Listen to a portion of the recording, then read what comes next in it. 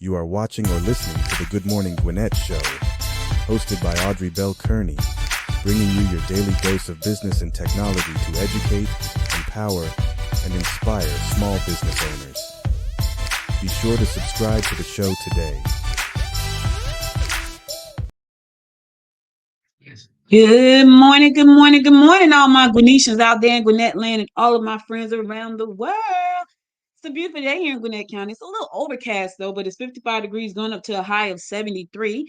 Yeah, it's a beautiful, beautiful day. Listen, I am so happy to be here with you guys today. I have a guest. I think he may have the wrong link, so I'm going to send him the link again. This is the blueprint. This is the blueprint, y'all, and I'm happy to be here with you guys. If you know anything about me, you know I love business. You know I love being an entrepreneur. I just love being a part of this ecosystem, and I love being able to talk to great people. So I'm excited about my guest today. Got to give him the link though. I think he has the wrong link. Um, and and if he does, it's probably my fault because I'm booking so many people till I probably just did not some kind of way get him the right link. But I love being an entrepreneur. I've been one for 28 years. It's a very long time. Yes, I'm dating myself. Been one for 28 years, 26 of those years full time. And I still love I still love talking to people about business. I still love being able to share information about entrepreneurship. I still love all of that stuff. So I'm so excited that I get a chance to talk to really amazing people and let them share their stories and what they had to do to become successful at the things that they do. Today, my guest, I didn't know him, but I follow his company, one of his companies, Earn Your Leisure. I follow his company. I've been following it for a while now. I'm always talking about those guys. I'm always talking about all the great things that they do and Earn Your Leisure. And when you see them, you think it's just three of them, but it's a team of them, and he is a part of that team. So I'm excited to have him as my guest today. But before I do that, listen, if you have not subscribed to the show, please do me a favor and subscribe. When you subscribe to the show, it helps with the algorithms and it helps the show continues to grow, especially on YouTube. I have a big goal this year of getting to my first 1,000 subscribers on YouTube. I've been had that goal for a long time. It's not just this year. I've been had the goal to get to 1,000 subscribers on YouTube for a long time. Now I have a ton of audio videos over there. And when I say audio videos, it's like weird. It's like audio videos. And I don't even understand how that works. But YouTube has podcasts. I've been podcasting since 2018. I think I've done 1,200 episodes so far. Most of them are all audio.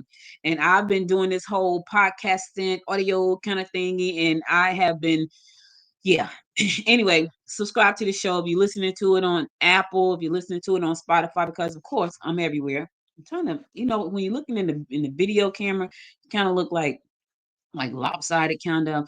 Anyway, I've been pushing the show and I've been growing the show and I've been kind of shying away from video because I'm like, man, I got to get up every morning and put on makeup and all that good stuff. I mean, I could come natural, but no, I don't want to.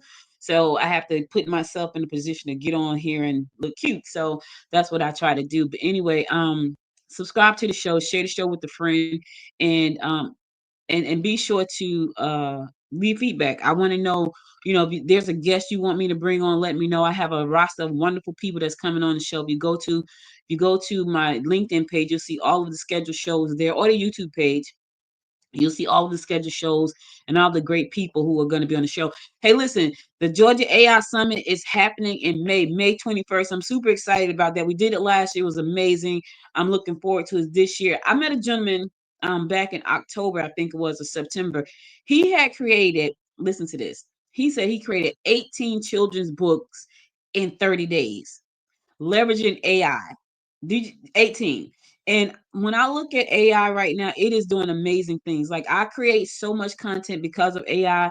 I create all kinds of things. I create artwork. I'm working on apps. I'm doing all kinds of stuff. But AI is like a big, a big reason I can do all these things. And let me tell you something. I don't know how to code a lick, but I do know how to work a computer. I've been working a computer. I'm sorry, y'all. I'm just trying to make sure he got the link. I sent him the link again. And if you know anything about entrepreneurs, we hate being late. We hate missing out. We freak out. Like that's what we do. When things don't work out right, we freak out. I'm freaking out right now. You just don't see it as much, but I am. And he's probably doing the same thing because he's probably wondering what the heck, why is it not working? Okay, I sent it to him. I'm in the link now. I see you. Oh, I don't see him. He says he sees me, but I don't see him. I can't. Okay, use this link. I don't see him. Okay, I don't see you. Uh, I see something that says present. And the other thing too, they change things so around. They change things around so much because like any company, every company is doing their very best to make their company the best. So the companies change. Like I came in this morning and I use StreamYard and I see this thing say, I see my picture at the bottom of the screen, but then I see something that says present or invite. I'm like, okay, what is that? So I'm thinking that was him. I'm like, well, that's something new. But anyway, as we continuously to grow our company, we try to do everything we can to make that happen. And I'm always excited when I get the chance to talk to people. Michael is somebody who I came across. He was on the David Shan show on Social Proof Podcast, and he was talking about that he was a partner with EYL. So for those of you who don't know what EYL is, go check it out. It's Earn Your Leisure. I'm always talking about them, especially now that I've heard about the whole Africa thing. So um and I'm going to talk about that because I'm interested in going to Ghana. I'm interested in building a house there. I'm interested in that whole thing. And I know they were doing some things there, so I'm going to talk about that. But I watch EYL some Mondays. And I remember, and I watched them. So I watched them. I watched Ian. I watched Troy Rashad. They talk about marketing and they talk about stocks and all that good stuff. So I'm always watching them do that, right? And me and my husband like, look, you got to watch and see what they're saying because they know about stocks. So we would watch that, but I had never heard of Michael until he did Social Proof Podcast, and I was like, okay, he's a part of the team because you never hear about him. You see those three guys. You never hear about Michael. So he has been behind the scenes doing amazing work, growing that brand to a multi-million-dollar brand. He's behind EYL University. He's behind InvestFest. He's behind a lot of stuff that happens at Earn Your Leisure. And it's so crazy because I don't like being the face of my business, right? And I remember some years ago, had co-authored a book with two friends, and we went to Terry Williams, who was a publicist at the time for like Eddie Murphy and Michael Jackson, and we were like, "Look, we got this book. Can you help us? Can you be our publicist?" And she said to us, "I don't think you can afford me." And at that time, I think her fee was like $4,500 a month, and I was like, "Okay, so." Okay, probably not. So she referred us to a young lady. Her name was Renee Foster, and she was just starting out. And again, her fee was too high too. But what she said to me was, Audrey, you cannot be behind the scenes and grow a brand. I didn't even know what that meant. I'm talking about years ago, y'all. I was like, I don't know what that means. I don't care about that. But anyway, I'm always behind the scenes, and I was like, okay, or you got to get out there. I'm behind the mic a lot. Like 1,200 episodes of me talking, that's a lot of talking. But I'm not too much in front of the videos, but I am now, and so that's why I'm happy to have my guest. So he has found his way in, so I'm going to bring him to the stage. Michael J. McDonald, welcome, welcome, welcome. How are What's you? going on? What's going on? How you doing? How you doing? I was sitting on the wrong link. I You don't know. know what? And I think what happened was, so StreamYard changed some things around and it booked two shows, like it booked two episodes. I thought I deleted all the links to the episode. And I'm like, what the heck's happened? So that's why I was like, yeah, let me drop the link in there. But I understand. I don't know if you were freaking out like me because I freak out about this kind of stuff. yeah. I'm You like, probably I didn't. called my brother. I'm like, what's going on? I couldn't find it. I'm in the link now. Oh no, this is the StreamYard link. Yeah. This is the StreamYard link. We live. We live. We live. Hey Vincent, that's Vincent. That's your Go to her brother. LinkedIn page. Go to her LinkedIn page. It's live on her LinkedIn page. Slide How on you my doing G. though? How you doing? I'm sorry about that. Sorry about the mix up. But I was on. I Listen, was it ready at 10 happens. o'clock. I'm like, where's she at? Where's she at? I'm ready to go. Listen. I'm ready to pop my I'm ear. in here early, like fumbling around, making sure things work right. And so, but listen, I appreciate you being here, and it's okay. Stuff happens all the time, and I freak out in my own little way over here. And I'm telling people I'm freaking out right now. You guys may not see it, but Sorry thank you about so that much though. for being here. I know you're a busy man, and I was telling them a little bit about the story. Like I watch Earn Your Leisure late night. I'm a YouTube late night kind of person, so I watch it, and I remember seeing you on Social Proof. And I was like, wait a minute, it's four of them? Because you only see the three. You never see you. So, It's I two of want to us. talk to you about Oh, you talking it's about two of Ian? you. Well, Ian's with Ian, Market. yeah. I mean, I Yeah, always see Ian's Ian. our I always partner. see, He's with Market Mondays. Yep. yep. So I see them three all the time. But And Earn Your so, and it's Leisure funny. is Troy Rashad and Michael. Okay. See, but I've never seen you till I saw you on Shan's show, and I was like, wait a minute, it's another one. But it was Yeah. interesting because I was telling somebody after the election, like I watched the show, y'all, and I just gotta tell y'all this quick story, and I'm gonna let Michael do an introduction of himself. But I was watching the show right after the election, right? If you watch Earn Your Leisure, you will see that Rashad is always pretty laid back, Troy's pretty laid back, Ian is always like to the next level. I watched the Blackout, I think it was. Rashad was in rare form. I was like, who is that guy? He was in rare form because he was really annoyed with people because they were saying crazy stuff. But I talked about that for a couple of days because I'm not used to seeing him like that. I'm always used to Ian say what he has to say, and he doesn't care. But Rashad is pretty reserved most of the time. He just spit knowledge. So, Michael, thank you so much. Tell the people about who you are. I know you grew up, and you grew up in the inner city. I grew up in Newark, so shout out to all my friends on the bricks. You grew up harder than me. So yeah, I ain't gonna front like I you grew up hard. Now I had an easy life compared to you. right. Shit, So tell us about if that. you around my age when you was growing up, there was a lot of cars still in Newark. That was the Car spot. still, they stole my car. They stole my car. They stole my cousin's car. They stole my I'm car not out my surprised. driveway like I'm not twice. surprised. I'm not Yeah, surprised. I'm yeah, glad you made it out. Are you in Gwinnett County? Is that what? That's why the show's called I Gwinnett, right? You am. made it out. I'm I'm, I am in I'm, Gwinnett I'm County. happy that you made it out. I'm happy. Yeah. But you know what? I have to say this. Newark made me who I am. I Of grew up, course. I went to West Side. Shout out to all the Rough Riders. It made me who I am. My mom in Newark, because my mom was a single parent. And I know you grew up in a single parent household too. So talk about that. Yeah, I grew up with a single parent, but I had three brothers who used to beat me up, and a sister used to beat them up for beating me up. So but it was obviously it was tough growing up in the projects. Um, anytime you're in an environment where there's poverty, and you have like one parent, like I can't even imagine how my mom did it, like how she was able to take. I got two kids, and I'm doing well, and my wife is doing well, and it's still hard. It's still hard to like maintain a lifestyle. And she had five kids, one income. I, I commend her, man. But I think that's where I get my hustle from my mom, because like seeing how like she did it and never missed a meal, never had the lights turn off. You know, Yeah. anything I ever wanted, I always was able to get. She'd always get it for me somehow, some way. She make miracles. She was definitely a miracle worker. But I like, and let me tell you a story. So, I mean, it's not funny because my mom died, right? When my mom died when I was 21 years old, my older brother was living in the Bronx. So he's about 20 minutes from where we live. And I live with my mom, and my Vincent that he lived, I think he was in college. So he didn't live with, he lived with us, like, but he was in college. So she passes away, and like everything just is like messed up. Like we're all like scrambling. Then my brother from the Bronx and his fiance at the time moves in with us, because now we have this 4-bedroom house, and we got a 4-bedroom apartment, and we got to fill it up because oh, they're gonna kick us out.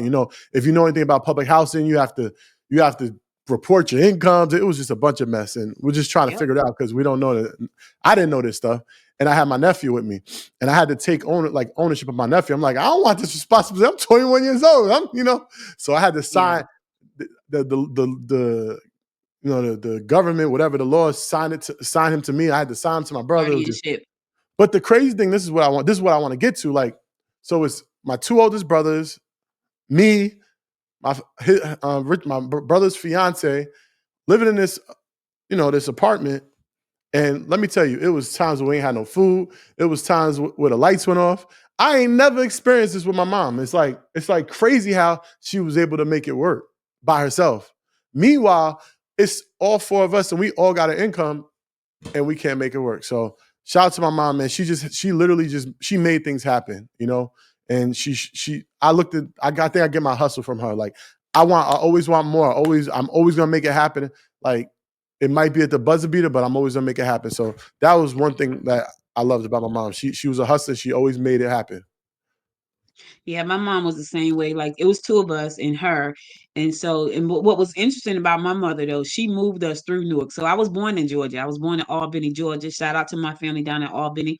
But my mom moved us to Georgia when I was like 12, and she moved us through Newark. So she moved us straight through Newark till she got us to the suburbs. And by the Mhm. time my brother and I were grown, we both had houses in the suburbs. And they used to call us gypsies because we moved so much. But her Wow. goal was to get us out the hood and get us to like the suburbs, and she did that.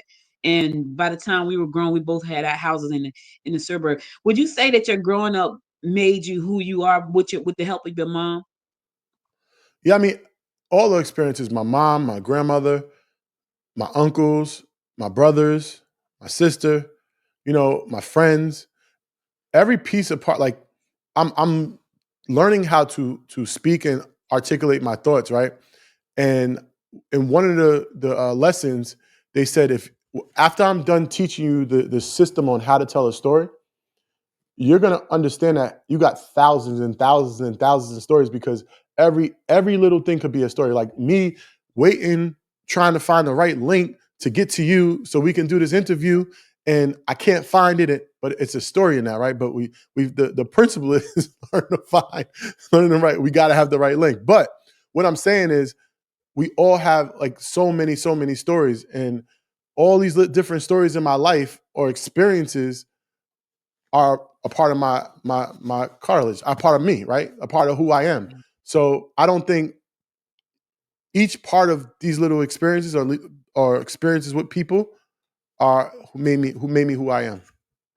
Yeah. Does that What make what were sense? some of the challenge? Yeah, it does because it's true. What were some of your challenges like growing up that you look back on and say, "Man, I don't know how I did that." Because I remember going to school one day, and you right, I grew up in Newark.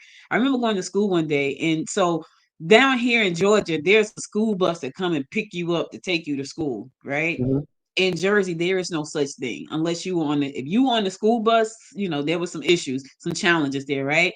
But I remember getting to the bus stop one day because I wasn't close to my school, standing at the bus stop, and there was a guy dead right in front of me. And it was like nothing. It was like he was laying right in front of the bus stop. So those are things that I look back on. It's like, man, how was I not traumatized by that? So and you're growing up, were there things that you look back on and say, man, how was I not traumatized by that? Because that was one of the things that come to mind for me, and that was just one of many. Well, I'm gonna say the first thing that comes to my mind, and being in the projects, and I'm half white, and my mother was white. My mother was white, my father was black, so that makes me half white. So growing up as white in a black community was pretty tough. You was made fun of. You was always I was called backboard, t-shirt, white boy, all types of white Mike, and that it did probably play on my insecurities and stuff, and like what is wrong with me. So that's the first thing that came to my mind when you said what was one of the challenges growing up.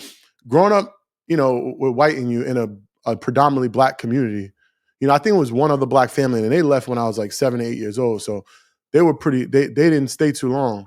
So that was definitely a challenge. I mean, I ain't gonna front. The thing is, my brothers made it easier. Like my older brother, like Rich, Gary, I don't know if Gary was really lived in the project. Yeah, he was there too. So my oldest brother, Gary, probably laid the foundation, and the next brother came and laid that foundation, and it made it easier for me because they were all, they're all just like me, half white, half black.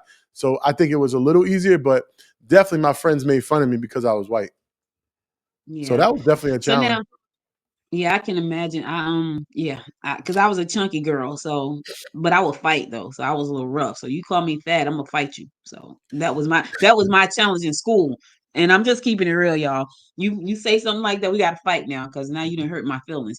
Yeah. Um, you started in tech when you were like 14. What drew you to tech? Look, Because I look I at I you. was Look very at good you. in Look at you on the math and research. All right. science. All right. All right. Yeah, oh yeah, absolutely. I can't be out here trying to do my job and not do my job. Yeah, a Um, lot of I people don't do like the I research. They don't do the research. They just get on and wing it. I mean I could, but I won't because I really because I got notes over here. I got a lot of them. And I was like, okay, I got to break this down so I don't keep the man on here all day. So you've been in tech for a long time, and I love tech. I think tech is amazing. I think it helps us do a lot of things. What drew you to tech? Because I remember doing my first what was it, DOS coding. I think I was in 10th grade, and we MS made a DOS, candy cane. Microsoft DOS. DOS, right? I'm dating myself, y'all. Like really dating myself. That's when they had a floppy disk drive. Yep. Some kids right now probably, what the heck is a floppy? What got you interested in tech? Well, the thing was is that my brother had a computer. I couldn't afford a computer, but my brother was able to get a computer, and I got on his computer and I started using it. You know, I would, and he didn't want me to use it. He would like kind of like I would have to sneak and use it because he think I would mess it up because I was a young kid. So that was my oldest brother. Like I don't think I ever said that. So he had a computer first, and I would like mess with his computer, play with his computer, and he had this. I think it was a Sony computer, but it was a dope computer playing with. And I liked the fact that you know I could do like Word documents. I could do this is before he didn't have the internet yet. Like the AOL was just coming on. And then I get to my other brother, and that's when he had Photoshop. So he used to like he was a drawer. So he had a Wacom tablet and he would draw these dope designs. And then drawing the designs, he would take it into Photoshop and then enhance it, put color in it, make it 3D if he wanted to, and you know, just make it stand out and make it a digital asset. So it went from like a physical asset to a digital asset. So with him having all those tools in his computer, I started to use the computer. He let me use his computer. And I started to learn Photoshop. I started to play with that. I started to make flyers. And I was online. I would Google things. I would do so many things with this computer. And I was like, wow, this is amazing. Like I could do anything in the world. I could have access to everything in the world. And I didn't even have access to only but so much so we have access to today. But I just loved it. Then like Black Planet, I loved, I was making I Yeah. forgot about that. Like I was getting money from making people's Black pages, like Black Planet pages. Mm, Remember how they had wow. a design? Like I mastered that. I was Yeah. like the king of that. I made probably like hundreds of Black Planet pages, like for people. But What were it you just I charging for just those? like $100 to do your Black Planet Okay. page. So I mean, Okay. I think the fact that I was able to escape my current environment, and when I was in this computer, I was in a whole nother world. That allowed me to just I like fell in love with technology, and I just didn't want to stop doing. I didn't want to stop being from behind a computer. Yeah. And today technology. So listen to what he said, y'all, because this is called a blueprint. He said, I learned how to do Photoshop and I kept doing it when the internet was on AOL, which means it was like that's what it was doing, right? Now Mhm. you can just turn on anything and it just pop up. He learned how to do that. He started making Black Planet pages. Now, for those of you who are saying, what the heck is Black Planet? Go back and look. This MySpace, Black Planet. Go back and look. I think it was Vine. Go back and look. Those were pre all these other ones that you see, pre Instagram, pre TikTok for sure. Go check that out. So he said he started to learn. Michael, there's so much content out right now. Like you can just go to any platform and learn anything. How do you help people get past the noise? Because it's just a lot. I personally, I'm always telling people to go to Udemy. Like spend the weekend, go to Udemy, learn something new, right? Because Mhm. it's just a lot of stuff to learn. Well, What do we're you gonna say get to you those to people? we're gonna get you to promote a different link. We're gonna get you to promote the MacPack.com. Forget about Unity, the Listen. MacPack.com. All right, listen, I would promote it every day, all day, right here. I'm Yeah, here a 4 days a Black-owned week on this company. five. Listen, I'm here 5 days a week on Good Morning Gwinnett, and I do videos on Fridays. Michael's special because he's here on Thursday, but that's because I got a meeting tomorrow. But when people have so much content to go out and learn from, I mean, it's overwhelming for a lot of folks. And I know this because I talk to a lot of people. When I'm not doing the show, I'm the president of the Gwinnett Women's Chamber of Commerce. So when I'm not doing this show, I'm talking to business owners who's like, Audrey, I'm just overwhelmed. How do you help people get past that? Because it's overwhelming.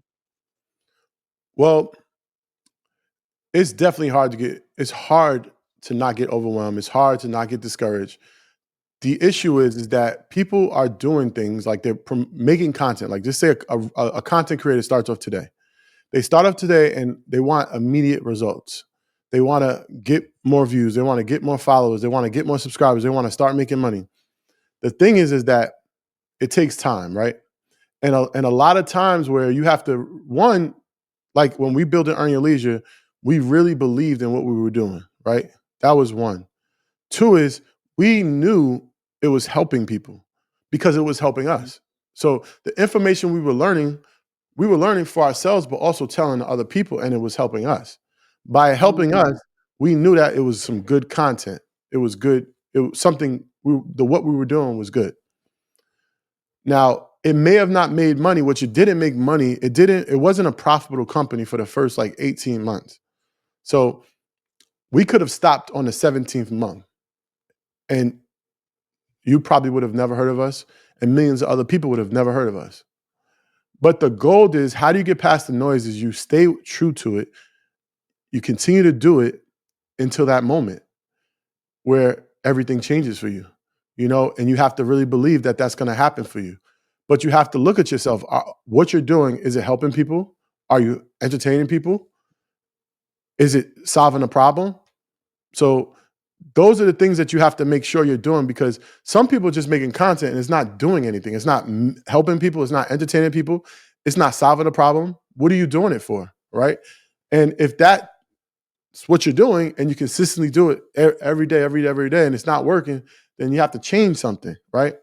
So the way to get past the noise is believe it, can be consistent, be willing to change what you're doing if it's not working. And eventually, if you don't give up, it's going to come a point where everything's going to change. Like, I found this guy, I wish I knew his name. I found this guy on Instagram literally today. He's pretty big. That's the crazy thing. He's putting his face in the water. Do you know his name? I do not. Yeah. So Ashton Hall, right? This guy has got 6 million followers. He got 6 million. I'm gonna do a video on my YouTube about his whole page. I'm gonna do an audit on his whole page. He got 6 million followers in the past 2 months. So I say this, right? What? Literally 6 million. It was so hard for him to get the first million followers. So hard. Probably so hard to get the first $1 million for his company. So hard. But in the it probably took him, well, he started his page in 2012. So it took him 13 years to get 1 million followers, right? Wow. Yeah. It took him 2 months to get 5 million followers because he found his niche. He found the gap. He understood the gap from where what people's problem was and what his solution was, and he connected it. And the moment he connected that, everything changed for his page. Because if you look on his page, because I'm gonna do a whole order on his page, how he changed his content, how he was being more interactive, how he understood his niche, he understood the message, he was clear with it. He does the ARC, the little sounds or whatever that's called. He understood all those things, but he didn't do that in the beginning, right? Yeah. So you may start off your company today, and it may look different a year from now. Like, we started off our company, the first 10 episodes or so, it was 6. The first 6 episodes, we didn't even interview anybody because that wasn't how we were just gonna do Troy and Rashad and talk about businesses and talk about different deals and talk about different investments. And that's that's what we looked at Earn Your Leisure for. But we started to listen to the people, and we started to understand that bringing other people on, and you attach yourself to their audience if they have an audience, and now they bring their audience to our audience, and our audience grows. And then we get other information, understanding their knowledge and their wealth of knowledge, because Troy and Rashad don't know everything, right? So they have to bring experts in different fields. You bring those experts in different fields, and it's at a time where people want to learn. They want to get more information. They're tired of working 9 to 5. They're tired of the system. They're tired of the society saying you got to retire at 60, and tired of saying this is my salary, and tired of like vacation. Like, I want a vacation. Like, just think of it. You're vacating your current life. I want a vacation. I want to vacate my current life.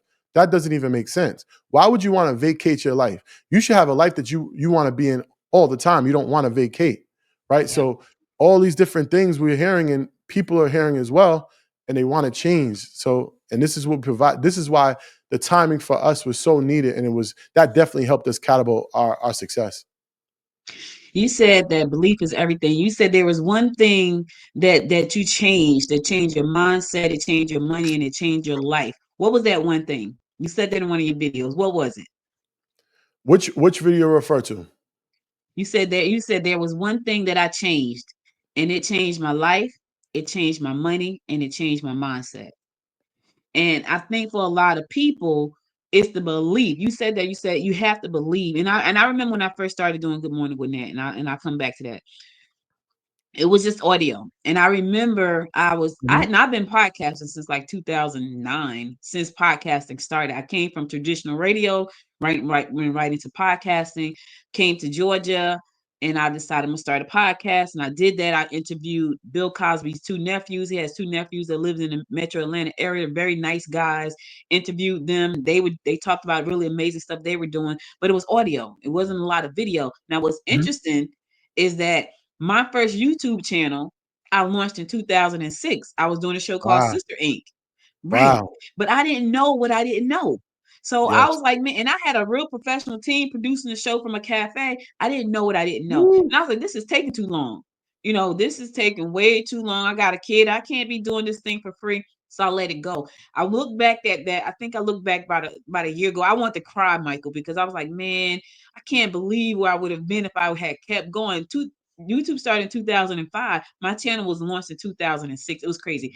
But talk about belief for a minute, because a lot of people, they start stuff, and I'm guilty. I have done this before, and I vowed when I started Good Morning Gwinnett that I don't care what happened, I wouldn't stop. Even when my mom passed in 2021 from COVID, she passed at 5:15 I'm that sorry to hear morning. that. 10 o'clock, I was right here doing the show, crying and everything, but I vowed that I wouldn't stop. Talk about the belief, and talk about the pivots, because you said it, we made some pivots along the way. We started one way, but we did some pivots. Talk about that. Well, it's very important to believe what you're doing. If you don't believe what you're doing, how can you make other people believe what you're doing? So you wanna do something that you believe that you can do, right? Again, about the speaking, I believe I could be a great speaker. I sincerely believe I could be a great speaker.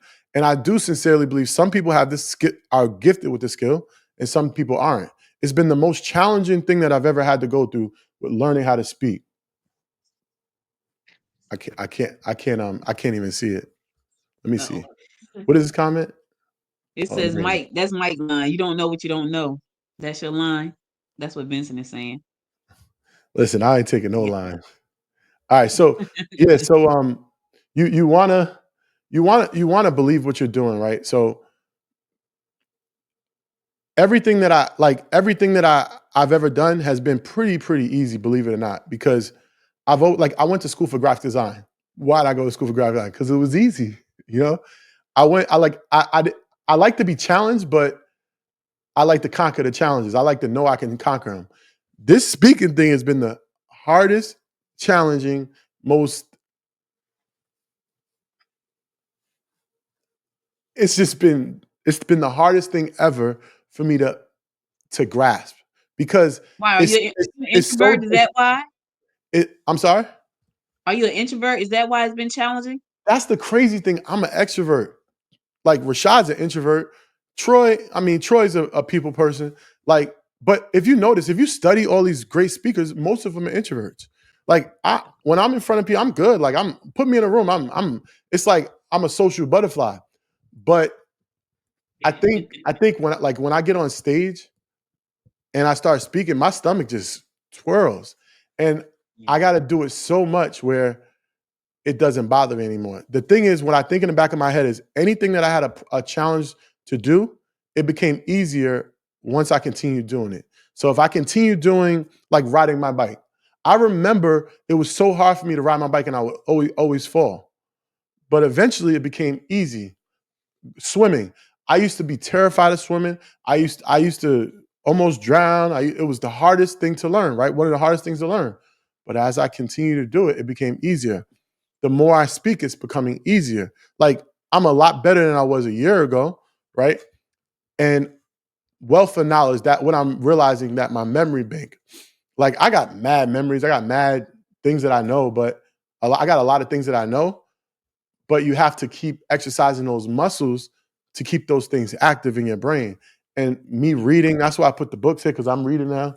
So this is this is going to exercise that muscle. Your brain is a muscle. The more you exercise it, the more you do it, the better you'll get at it. And this is what I've been pouring into myself. I got 3 different coaches. I got one coach for speaking, one coach for presenting.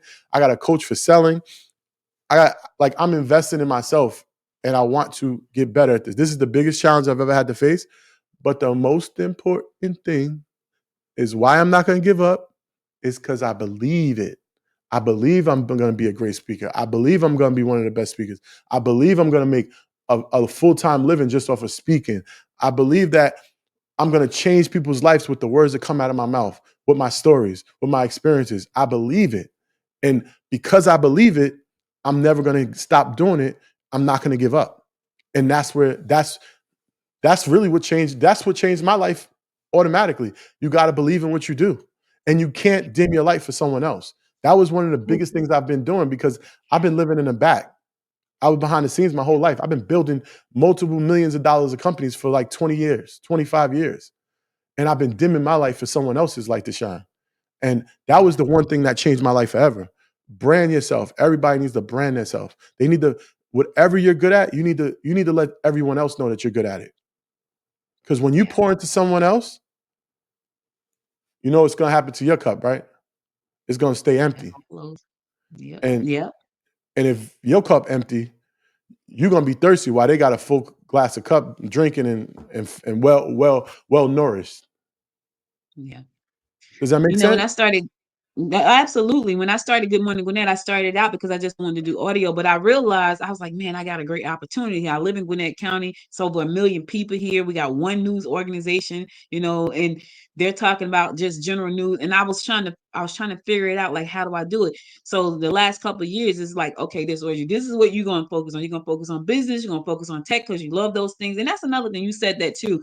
Really focusing on the things that you love and that you could commit to. Because I know for me, if if it's about business and tech all day long, I could talk about it. Podcasting all day long, I could talk about it. Talk about it in my sleep. I speak on podcasting, and I decided, you know what, Audrey, no matter what, you're gonna turn Good Morning Gwinnett into a multi-million-dollar media company. And so what I did was I'm relaunching my mobile app. I'm relaunching my Fire TV app. So all of the little things that I needed to do to make it into this company that I'm doing. So when I you love guys I love your started EY. background. Your screen and everything looks really nice. Thank you. And that's my office too. So I like music. So I use AI for everything. So I'm in here making music. I'm doing all the great stuff, Michael. All the things that you probably do in your time. Um, you have to you started EYL with Rashad and Troy. Did you guys start it out as a partnership, or did you say, you know what, let's turn this into a business? How did that come about? How did that friendship come about? Well, I've known Troy and Rashad in middle school, elementary school, like since I was like 5. I knew Troy since I was like 5. I knew Rashad since like 11, 10, 11. So we started multiple businesses, but the problem was when we were starting these businesses, we were starting them because we wanted to make money. That was the goal, to make money. And then, they all failed.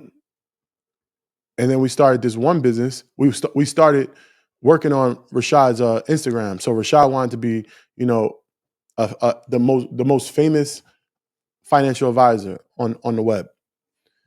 And he came to me, and that's when I started to help him, build his social media up. Like whether it was teaching him how to use social media, doing all his pictures, his video, and just position him where he could win.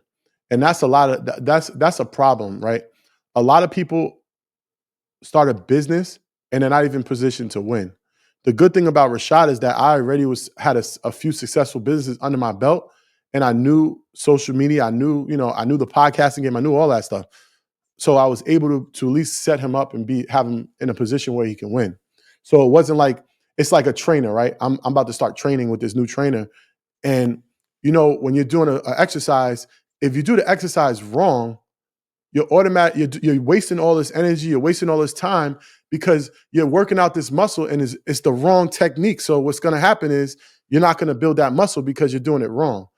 That's like a business. If you start off a business with the wrong foundation, with the wrong business model, with the wrong marketing, the wrong strategy, what's going to happen is you're going to waste all your time, all your money, and it's not going to go nowhere because it's like a nice looking car, but there's no engine in it. And that's why Mm. I started the business engine, right? Because I realized that's what I am to a lot of people. I'm the engine to a lot of these brands, these faces.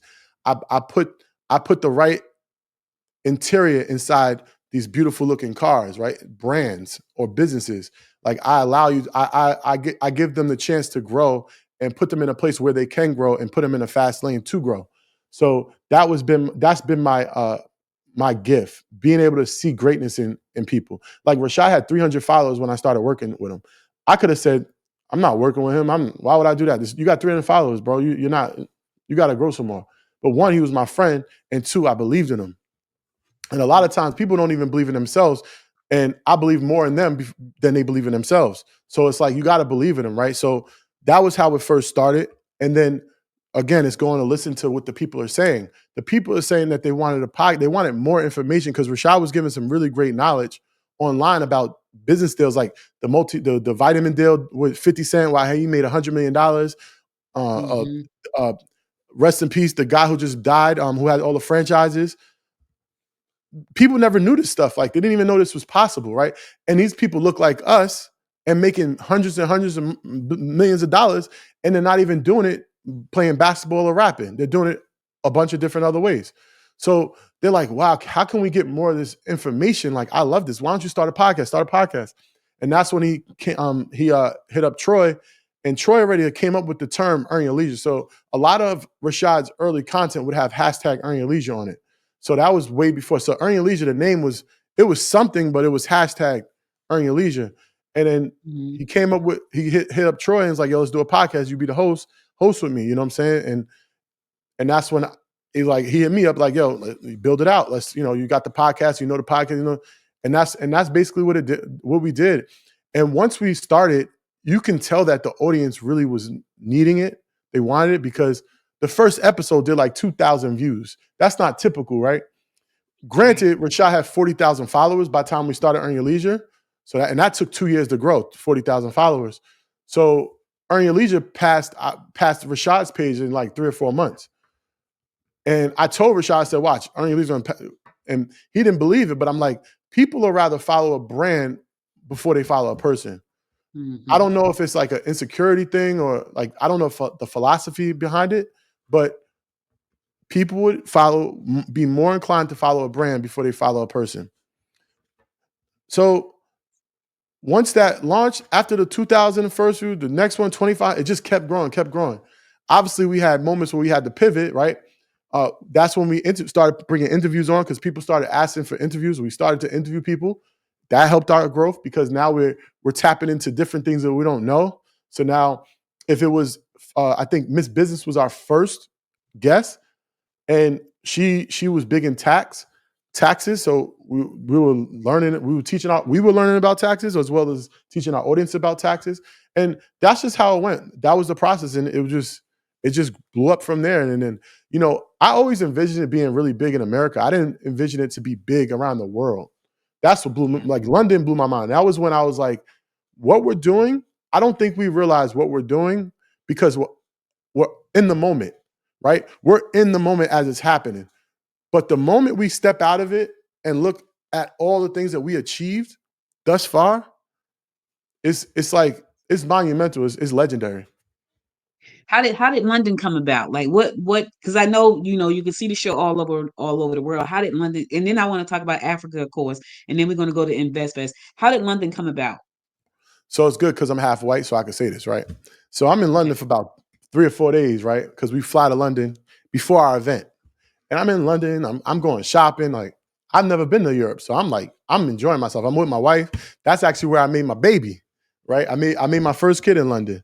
So I'm in London shopping, enjoying London. Like, this is beautiful. I'm thinking it's everything that New York's supposed to be, and like, it's clean. They said the food was bad. The food was good. I'm like I'm really enjoying myself. But it's one thing I noticed. It's all white people out here. Like, where's black people? Like, who is it gonna be white people at our event? Like, what the heck? It's everywhere I go. I don't think I've seen. The 3 or 4 days I was there, I didn't see not one black person.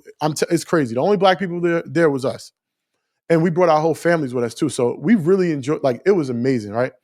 And then our event comes. Granted, the spot could only hold 400 people. When I tell you we had 3,000 people outside, and black people, all black people, I did a video. It was on my Instagram, but literally it went probably like 8 blocks. And that's when I said, it's different.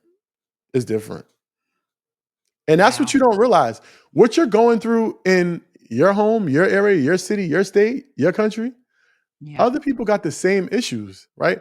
And they want to grow. They want to make money. They want to grow their YouTube. They want to grow their Instagrams, their social medias, their businesses. It's not just in front of you. You have to be able to look outside of you. And that's something I wasn't able to do until going to London. That definitely changed everything. That made me see a bigger picture. That made me see outside of America. So when you guys was setting that all up, did you have like joint venture partners in London on boots on the ground to like help you pull it off, or did you have to fly back and forth to put? How did you put that all together? Because that's like, We did have a couple of people that helped us with the getting the venue and telling us where we should stay and things like that. But as far as the audience, that was all us. That was all our platform, you know, yeah, and all yeah. of us building it. Whether it was, Ian on his platform, built marketing on his, MG, the mortgage guy, marketing on his, because we're all partners and business partners in some way, right? We Yeah. market on Earn Your Leisure. My brothers, their wives, their brothers, everybody just pouring into to the brand. We all poured in. This was a family built brand. Everybody poured in. Like when we started Market Mondays, Market Mondays was like our first show that we ever had to started, other than Earn Your Leisure. Like that was our first produced show, right? We produced, like solely produced Earn Your Leisure, where we were learning. But now we've understood the climate, we understood the technology, we understood the industry, we understood the marketing. So now we're going to be able to produce other shows. And Market Mondays was that was the first edition of EYL Network. And when we produced Market Mondays, it was a live show. It's still live, but and people would comment, but it wasn't a lot of people engaging. So what we did was we told all our friends, all our family, yo, comment, do a super chat, leave that. It started to cause engagement. What that engagement did was started to say, oh, other people seeing it, oh, I'm missing out. Let me get engaged. And then it just catapulted into the widely successful, Market Monday show that gets hundreds of thousands of views every week. Now, I've had partners and it's not always easy. How do you guys manage? Because it's a lot of testosterone in your circle. And I know for me, when I'm around a lot of estrogen, sometimes it gets a little uneasy and a little uncomfortable. How do you guys manage when there's a dispute in the business? How do you manage it? How do you not let that spill over into your personal lives? What do you mean? How do I manage the business? I know if it's three of you guys and partnerships don't always go smooth. They don't always just, it's like happy go. I've had partners and it's not always smooth. Have you got, well, maybe you have had a smooth partnership. Maybe there have not been any heads bumping and things like that. Has that been the case? If it has, how do you handle that? The best advice is say less. Listen, only comment on things you need to comment on.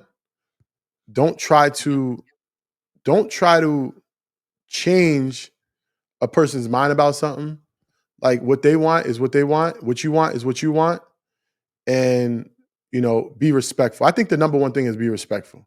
If there's no respect in the partnership, then it's never going to work, Yeah. right? So you have to have some type of respect. The thing with me, Troy, and Rashad, we've been friends a really long time. Like we grew up together. We didn't just meet. So what happens is that I'm, their kids call me uncle, my kids call them uncle. So the thing is that it's a family dynamic. Like we're gonna argue. Like I've argued with Rashad.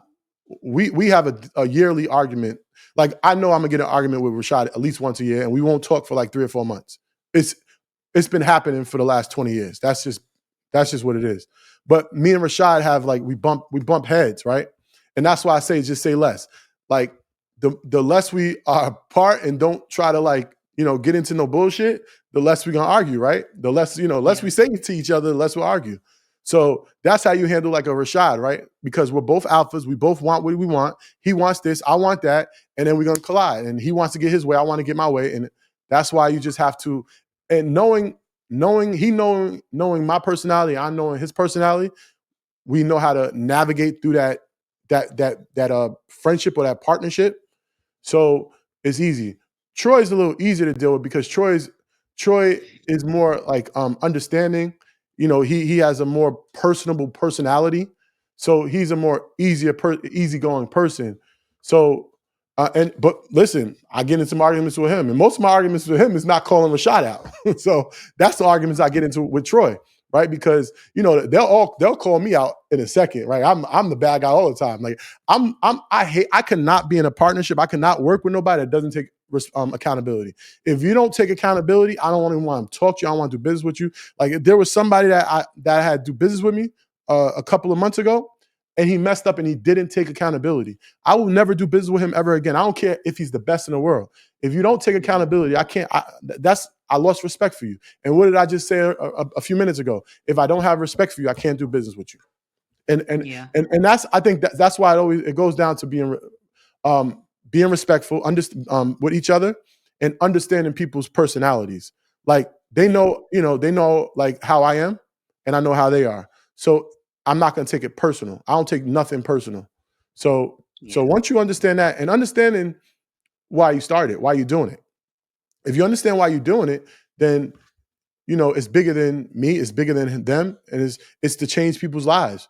And that's what we're doing. So once you got all that mixture of different things in that potion, you'll be all right. You'll be all right. Be right. So how do you guys meet up with Ian? Because Ian is on there. Ian be talking straight trash on Market Mondays, and it'd be funny sometimes because he don't care what he say. He was saying he talked about the market, but he's also gonna tell you exactly what he need to say. How did he get into the mix? Ian, it was this. I think her name is Jury. We had this. We met her through a mutual friend. And we was in Houston. This is our early days where we were doing free networking events. And we were doing these free networking events in different cities throughout the country. And as we're doing these events, what happens? We're meeting more people. We're expanding our network. We're expanding our audience. And we end up meeting this young lady that was doing like what I was doing for Earn Your Leisure, she was doing for Ian.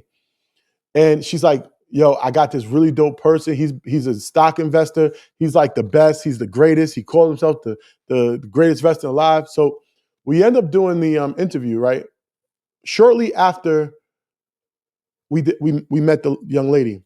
And believe it or not, that episode sat for 8 months. It sat for like 8 or 9 months. We didn't put it out for like 8 or 9 months.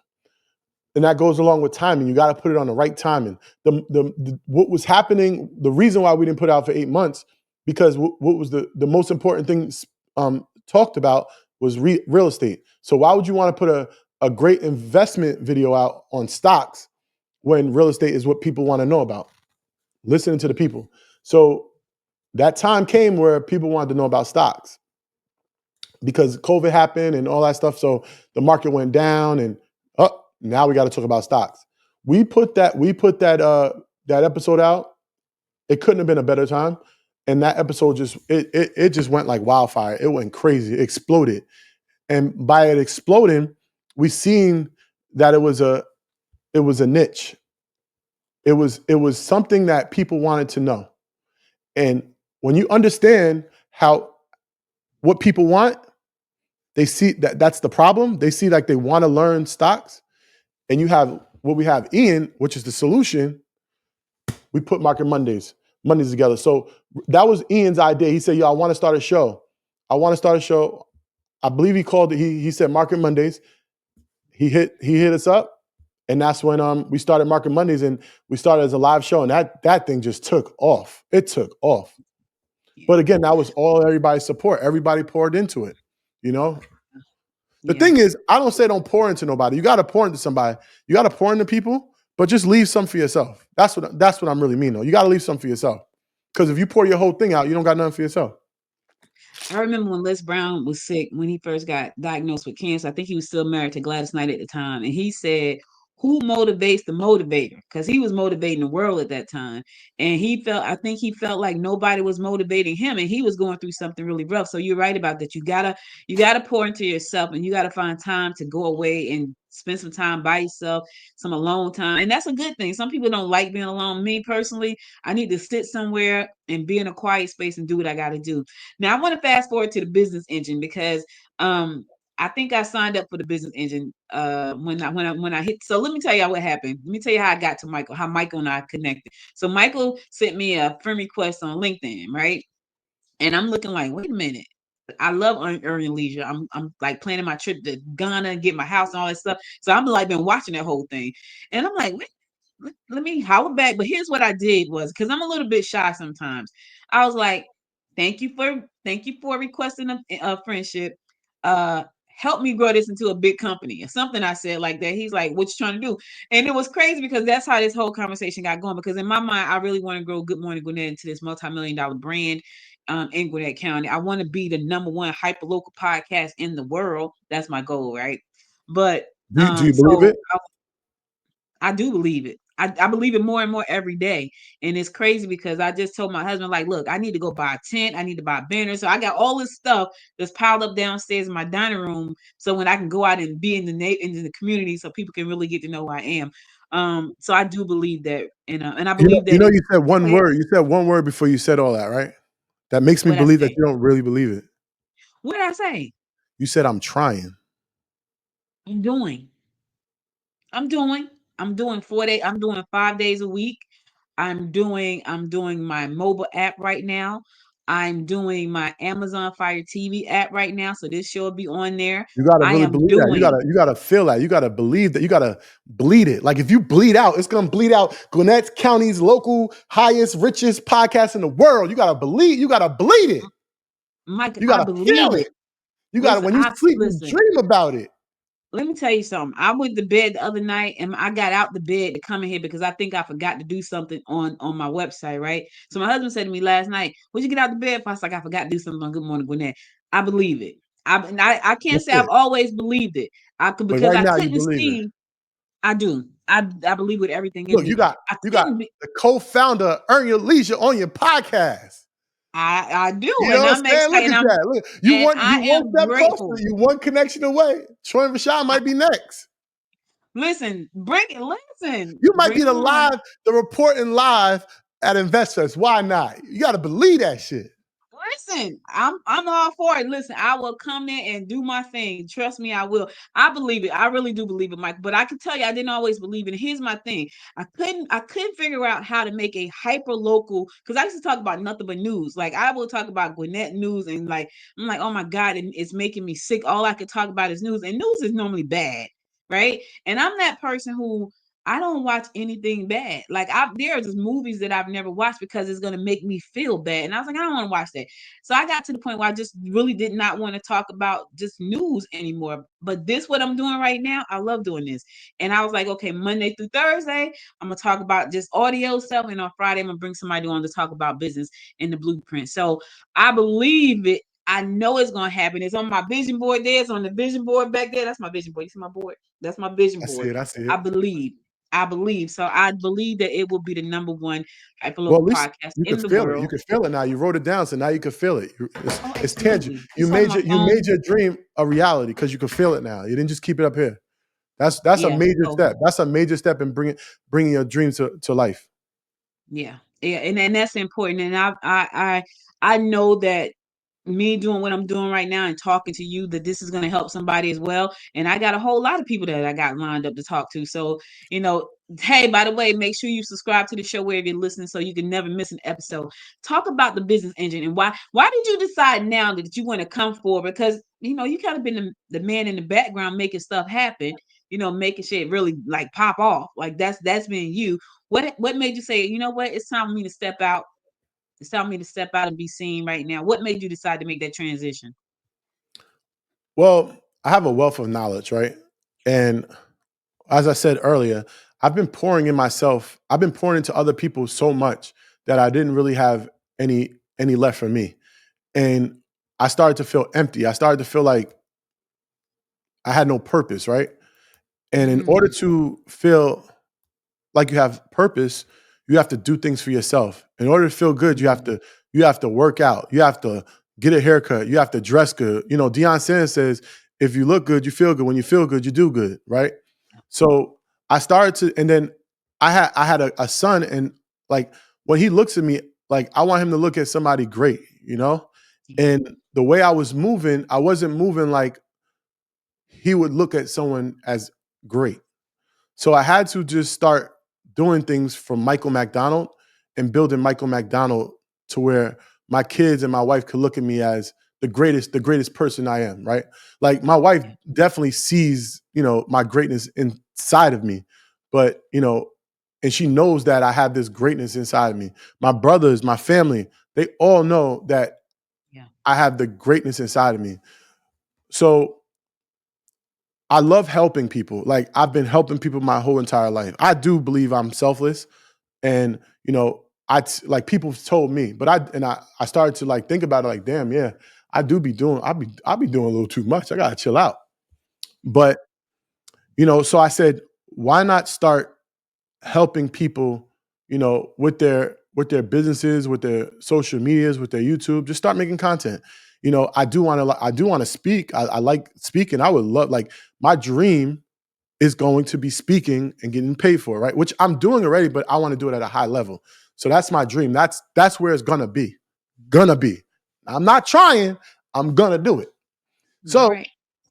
I needed to create a platform, right? And I was thinking of like the Mac Pack. I realized that I was trying to make the business edge in the Mac Pack, and it's two different audiences, right? So, and this is me pouring into myself, right? Getting knowledge from coaches, getting knowledge from other people, and just learning. Just like the last year, I've been soaking myself up with so much information. But my Mac Pack is really a skilled community where you learn a skill. Most of the time, people go to YouTube and they have to look at 10 different videos to learn one thing. Where that one thing that you want to learn, if it's in the Mac Pack, it's going to teach you. You don't have to guess, right? It's a proven method, right? So that was what that was for. But I was trying to incorporate also the things that I teach in the business engine. So, like I said, I'm the engine behind, a lot of these brands. So Yeah. what does it take? What does this engine consist of? It consists of, as we spoke, the right business model. When you start a business, you have to have the right business model in place, right? The next thing is systems, right? I do much less for Earn Your Leisure than I did 2 years ago. Why? Because one, we have a system in place, and then people can come in to that system, and it would run seamlessly without me because we have a system in place. Now, do you want to do day-to-day operations every single day forever in your business, or do you want to step away from your business and do what you're great at so your business can grow and scale and scale and scale? Most of the time, that answer is going to be yes. So you have to have the right system in place.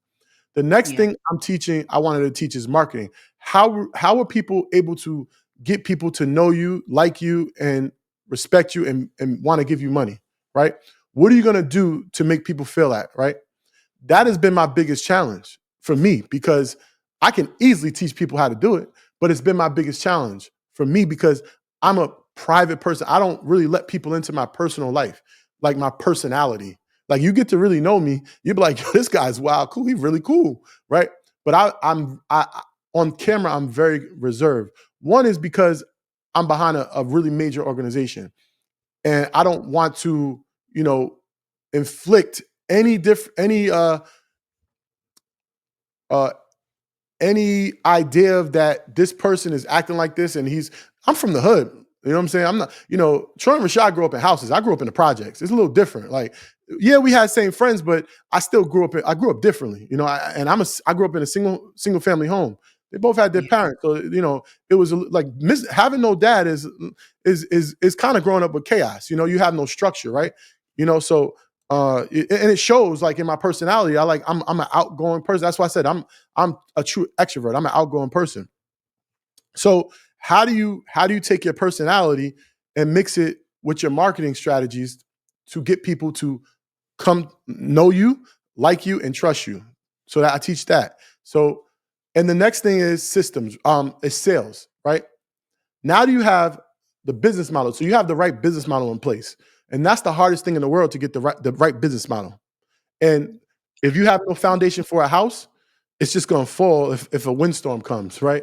So you want to have that right foundation, right? So that's why I'm teaching that. So the next thing, like I said, was going to be the systems. You want this house to flow. You want the electric bill to be paid. You want the water bill to be paid. You want all this to be on automatic, right? Automated, right? Mm-hmm. And then you got the marketing to get people to come to this business and to spend money with you, right? Or to Yeah. interact, to give you attention, right? Now, now that you got all this attention, how do you consistently raise your conversion rates to get people to spend money with you, right? You want them to consistently spend money with you. A lot of people, this is one little gem. Like a lot of people have like 100 people that spent money with them, right? And they trying to find another 100 people to spend money with them. Why not create something else that the first 100 people spent money with you? Because they already know you, they like you, and they trust you. Why not make a different product or a different service and get them to spend more money with you? Because they already, if you did good business with them, the first 100 people, why not create something else that's going to help them, right? Yeah. And do business with them and stop trying to go over here and over there when you got what you need right there. Like 100 people can build $1 million business. So, and that's why I teach the sales. So I'm going to do a bonus day on Friday. I'm going to teach AI. And I've been learning, I'm not an expert. Like I wouldn't say I'm an expert in AI, but I'm an expert at creating AI systems to automate your business. Like there's so much AI going on. So I don't want to be known as an expert, but everything I'm going to teach you how to automate it with AI. That's what I'm going to do. So that is really why I wanted to just give these, and I'm not even like, what you're paying for this class, what you're paying for the class is basically just paying for the ads. That's it. Like I'm not making $1 off of this class. So the goal is to just really just promote it as many people as possible and get as many people inside the class. And once they realize what they got, they're gonna be like, if you're making $1,000 a month, you'll make 10,000 right away. If you're making 10,000, you'll make 100,000. You're gonna 10x whatever you're doing, because I can't wait. Yeah, I mean it's gonna be fun. I can't. You know, that's the business.com. And can I offer like your audience a free gift? Absolutely. Wait, that's free. Yeah, hold on a second. I gotta tell you this real quick. All right. Hold on one second. You can offer the free gifts. Absolutely. So let me tell you what I've done, because you asked me, was I serious? And I believe it. Let me tell you what I've done. So I know I need to talk about news, right, in the podcast. So I decided, you know what? I'm going to use AI to create a news segment that's going to come on every morning at 7:00. All AI done, system in place. I'm going to use AI to do a 5 a.m. inspiration. So you get up, you listen to something inspirational. And then on Sundays, because I like sports, I'm going to use AI to do a sports rundown. This is me taking Good Morning Gwinnett to the next level, doing exactly what you're saying, using AI for all this automation. And I'm telling you, I sat down and I was like, okay, how can I do this? Freaking AI is amazing. It did the whole automation plan for me. I'm like, okay, all I got to do is implement. So I'm excited about the business engine. I registered and I was like, I'm doing the 5-day challenge. Thank you. Excited about that. I tell you have a coach. You say you have a speaking coach, or you got coaches, right? Sometimes people feel like having a coach is beyond them. I personally don't have that type of ego. My business is not making millions of dollars. I want to make millions of dollars. So I'm taking your challenge. I'm in the morning meetup every morning at 8:00. Talk about how important a coach is in this type of training that you're going to be providing before you do your giveaway. So I got to give credit to Marcus for this quote, right? Marcus Y. Rozier, he gave me this quote, and I told him I'm going to use it. And I told him I might end up keeping it and telling his mine. Let me see if I can find it. I think I know it by heart, but let me see. I wanted to say it verbatim. All right, I can't find it, but he said, what exactly did he say? He said, "You learn forward, you teach backwards." Mm-hmm. I'm gonna say it one more time. You learn forwards, you teach backwards. Why do I say that? I say that because when you want to learn something, you want to learn from somebody that is where you want to go. Yeah. And when you want to teach somebody, you want to teach somebody that you want to teach someone that wants to get to where you are. Does that make sense? Yeah, absolutely. So I say that to say this. You get a coach, and you got to make sure your coach is where you want to go. If you get a coach that is behind you, then it's not going to help you move forward. But if you get a coach, and when I say behind you, I don't mean in terms of a person, but in terms of the knowledge you're trying to get from them. I'm trying to get I'm trying to learn how to speak, how to articulate my thoughts from, say, Marcus, right? And he's the best speaking coach in the world. I'm gonna just put that out there. And I want to be able to articulate myself the way he does it. And he's the best teaching coach in the world. So I got to give him credit for that, right? So I want to be able to speak like him, right? I want to be able to obviously put my touches on it and my personality on it. But for me to be able to do that, I have to learn from somebody that has those qualities and that are able to teach it. So now I'm learning forward. Now I start the business engine. I'm teaching backwards. People that want to build a platform, build a social media, build their YouTube, build their brands, build their businesses. I'm going to show you how to do it because I've done it, and I've done it multiple times, and I've created 5, 8-figure businesses. So Wow. people that want an 8-figure business, they're going to learn from me because Wow. they might have a 7-figure, they might have a 6-figure, 5-figure. But to get to an 8-figure, I'm going to show you how. And that's what the business engine is about. And that's why you also need a coach but it's also picking the right coach. I just told you, earlier I told you I got a trainer. And his body's crazy. I won't get a trainer that looks fat because he looks like me. So I'm going to learn the right technique to work out from a trainer that has the body that I desire. So I'm learning forward and I'm going to teach backward. I could teach you what not to do to get this in terms of fitness, but that's what it basically is. And I think that's why you get a coach or a Yeah, and mentor. I think that's so important. Let me tell you this though, and I'm gonna let you talk about that free offer. I'm gonna go get that. I'm gonna go buy me a sauna to put in my house. I know you got one in your house already because your coach probably told you to get in the sauna. I'm gonna go get one and put in my house so I can get in the sauna. But I need the one that's gonna come right here because you know how we feel about our hair. I'm like, man, I'm gonna go in the sauna, be sweating. I saw your video about the sauna. I was like, I need to get a sauna. What's your free Yeah. offer?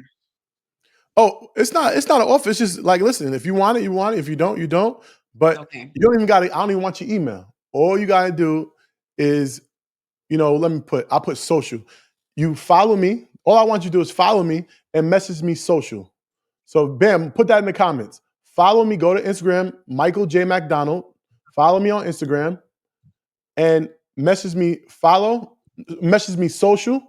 and I'm gonna send you literally how to monetize your social media today. Literally today, you'll be able to monetize your social media. It's a video I'm gonna send you that's literally gonna teach you how to monetize your social media today. Listen, I hope you guys and Michael, I could talk all I got 25 questions I didn't even get to. No, I Wow. got more than 25. I got 25 plus 6, 31 questions. I didn't even get to because um I don't want to hold you. I No, I appreciate you appreciate it. though. And listen, if y'all need somebody to podcast live from InvestFest, I am raising my hand. I will surely come there and do a great job for you guys. Let me know. I will love to do that. But in any event, thank you so much for just sharing. It's so nice when I can bring people on and people can see like where you started, where you going. Did y'all hear what he said? He said it kind of fast. He said 5, 8-figure business, not 5, 7, 5, 8-figure business. So why would I not do the 5-day challenge? And why would I not try to figure out how to let him coach me to at least a 7-figure to start out till we get to that 10-figure? Because I know by next year they're gonna be at 10-figure.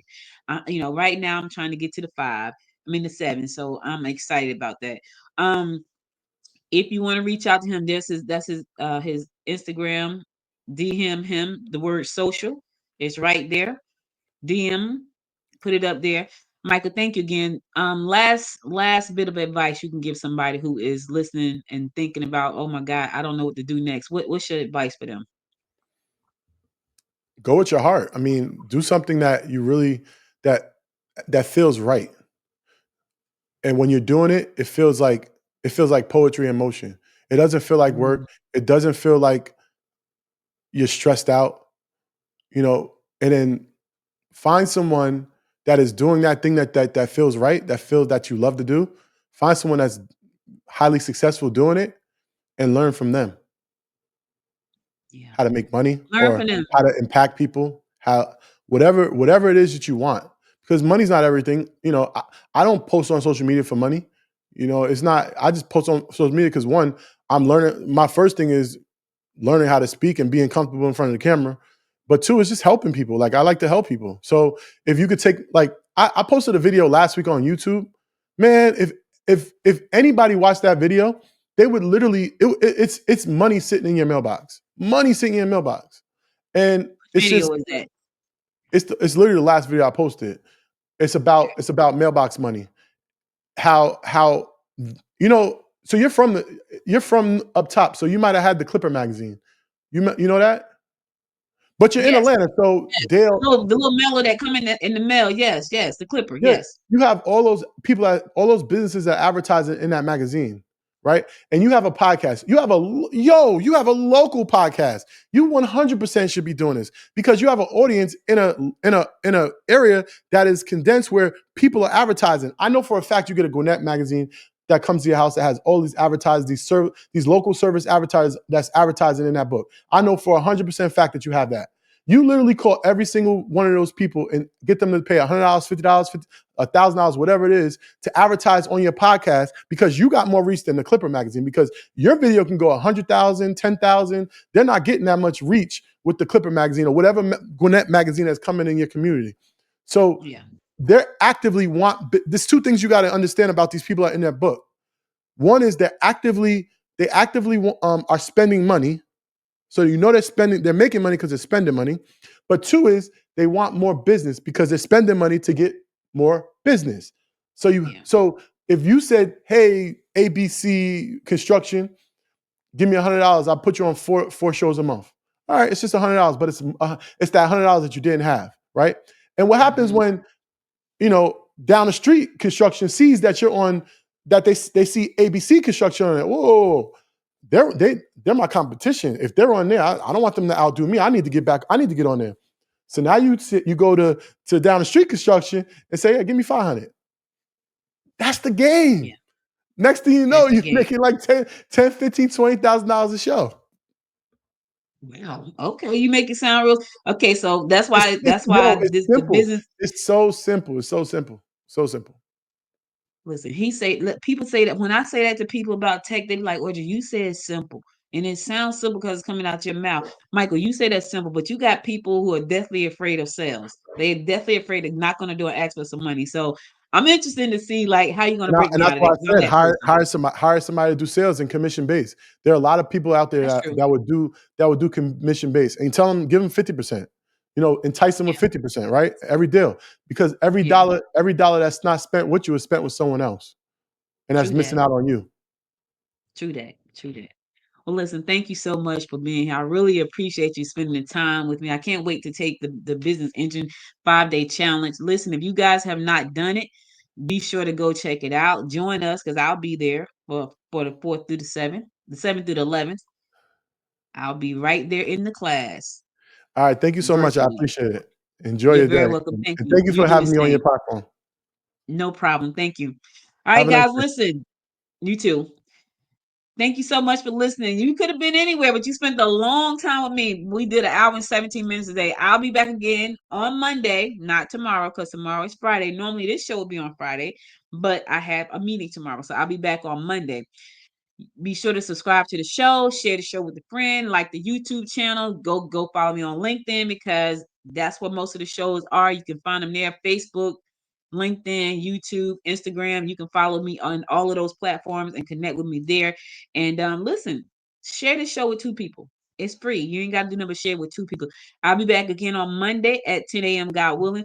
You guys stay safe out there. And until next time, my friends, make it a great day. Bye, everybody.